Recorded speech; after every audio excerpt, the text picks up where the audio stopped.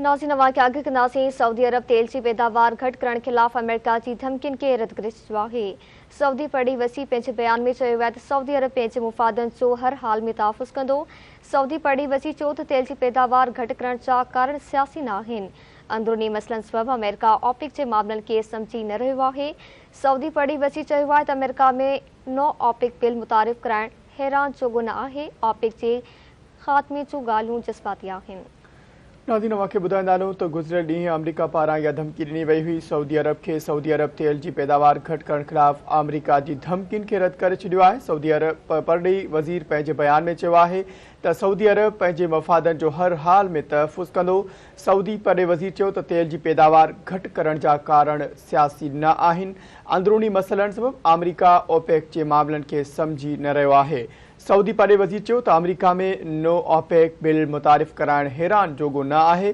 OPEC जे ख़ात्मे जूं ॻाल्हियूं जज़्बाती आहिनि।